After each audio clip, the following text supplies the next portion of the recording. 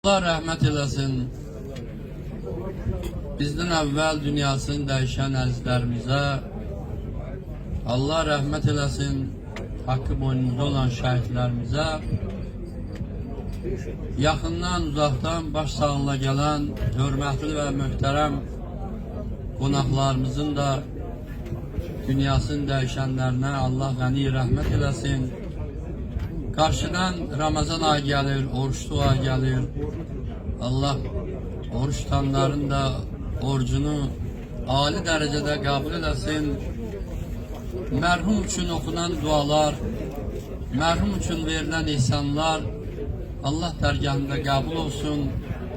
Mərhumun yerde kalanlarına Allah bereketli ömür versin ve həmçinin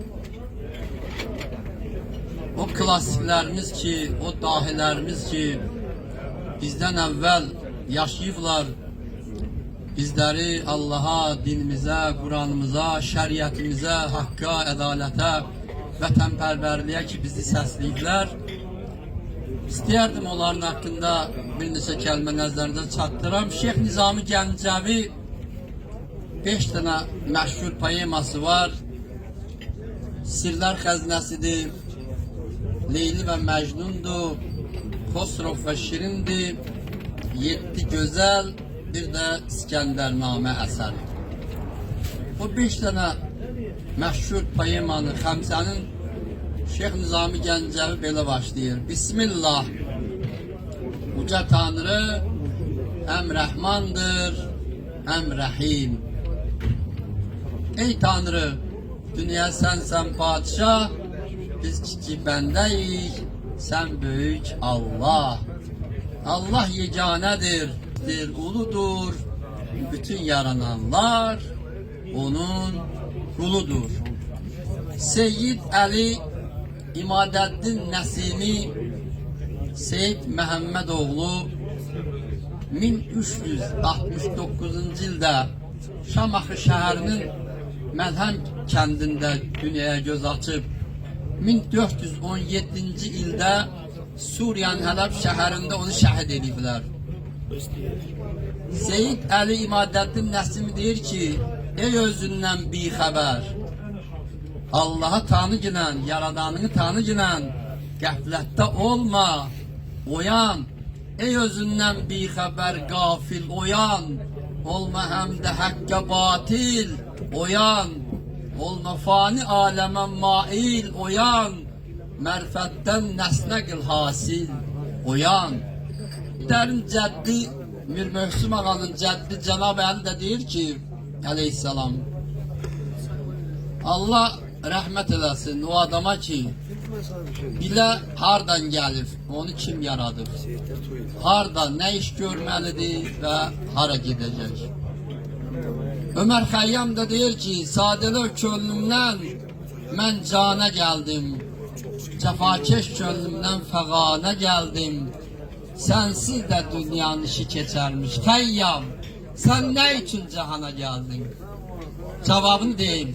Kur'an'da böyle bir ayet var. Allah deyir ki, وَمَا خَلَقْتُ الْجِنَّ وَالْاِنْسَ اِلَّا لِيَعْبُدُونَ Bizi yaradan, yeri göğü yaradan Allah Tebarek ve Teala buyurur ki, ben cinleri ve insanları yarattım ki bana ibadet eləsinlər.